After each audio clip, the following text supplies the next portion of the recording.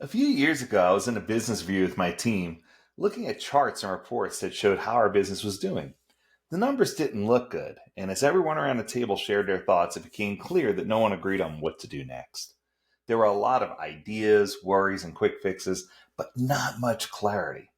I realized then that my job wasn't just about making decisions, it was about seeing the bigger picture, noticing patterns others might miss, guiding the team through confusion.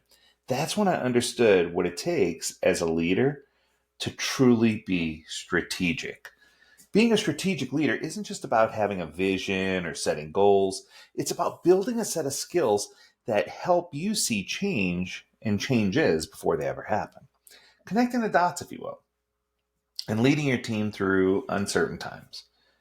So, in this episode, I hope to share 6 key skills that every strategic manager needs and how you can start developing them.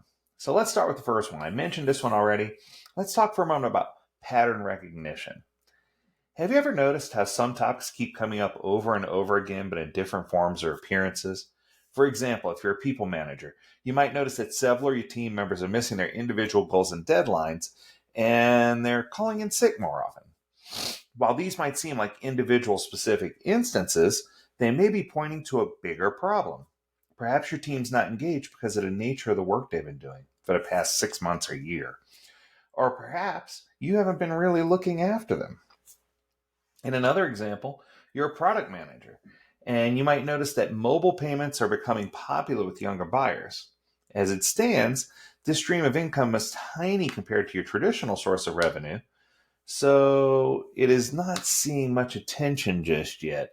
But you can see patterns and recognize the signs that this is something that your company should be paying attention to.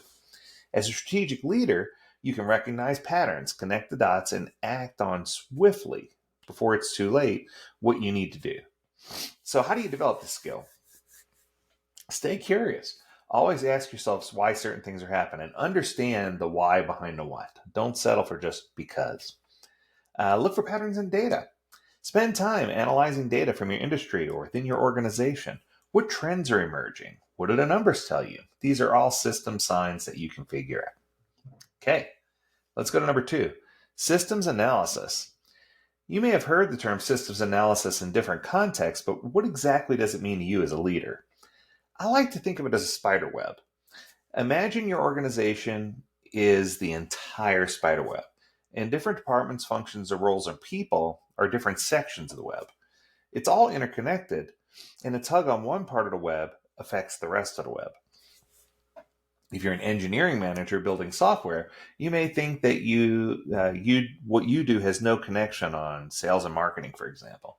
My team's job is to build software, you might say. However, if you think the entire system, uh, if you think of everybody involved, your company business, you'll be able to make better judgments and decisions about what's right, and make sure your software team is building what they're building helps the overall organization and not just a small group.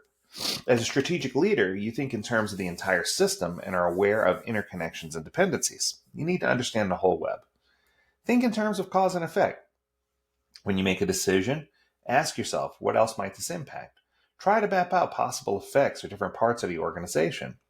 Use business analysis tools like a balanced scorecard or the McKinsey 7S framework to assess how different parts of the organization play together. Let's talk about number 3, mental agility. I like to think of mental agility as thinking on your feet. Not everything you do as a leader will go as planned. It's just a fact. You're going to hit roadblocks, projects will fail, your customer will be furious, you'll run out of money, things will happen. Mental agility is the ability to adjust your plans and adapt your approach if you run into situations that don't go as planned. It's about knowing how to deal with complex and unexpected outcomes. As an example, if you just released a new product and you're not seeing the kind of adoption numbers you expected, approach that as an opportunity. Review the customer sentiment, dig into the data, adjust your strategy. Maybe the market you're targeting is not ready for this product, or the customers prefer a competing product. As a strategic leader, you need to think on your feet and adapt to unexpected situations quickly. How do you develop this skill? Practice what if scenarios. Think through your possible challenges and how you might react. This will help you get used to thinking flexibly. Also, embrace feedback. Be open to input from your teams and from others. Sometimes the best solutions come from other people's perspectives.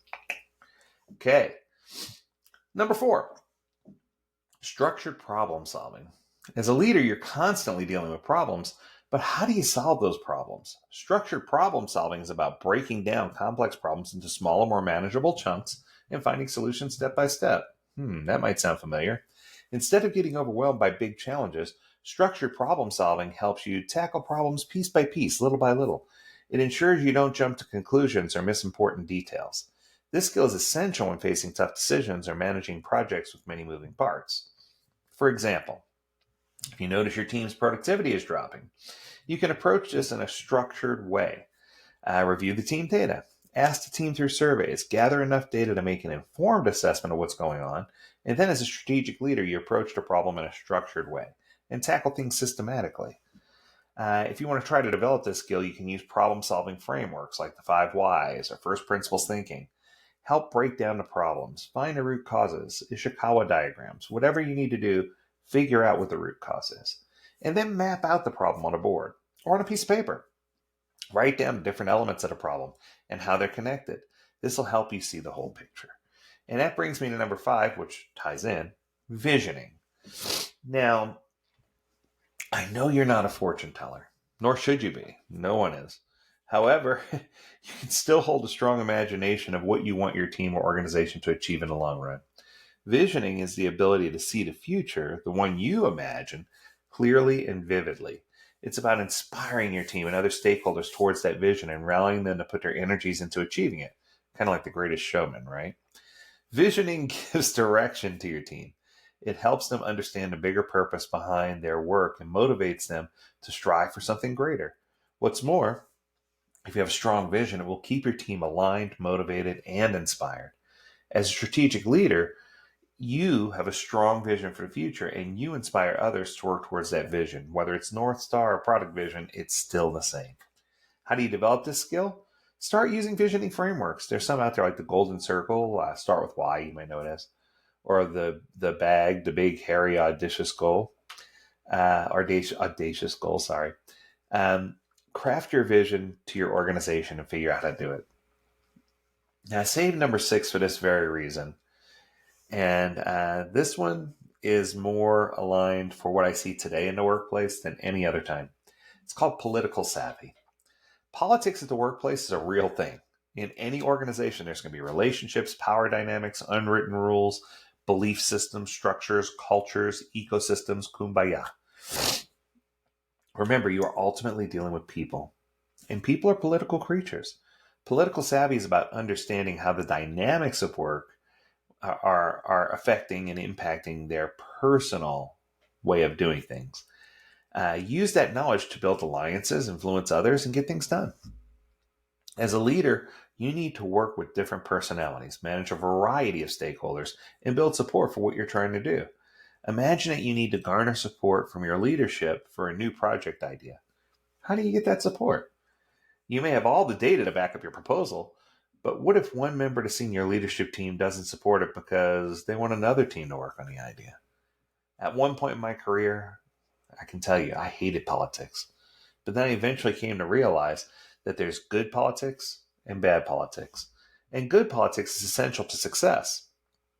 As a strategic leader, you need to know how to navigate and approach different people and authority figures and understand how to get work done. How do you develop this skill? This is probably the hardest one. Build relationships. Take time to get to know people in their different roles. Understand what matters to them and how you can help them work together and how you can work with them together more effectively. Watch and learn. Observe how others navigate the organization, especially those who are good at influencing others, and pay attention to their approach. Figure out what they do. If you can piece those things together, it's going to help you be a really strong leader. That's going to do it for today. I hope you enjoyed this episode.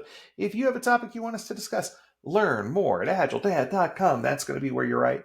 And we'll be happy to entertain that topic for you. We would love to do so. And as always, we encourage you to stay healthy, stay well, and stay agile, my friends. Until next time, do take care.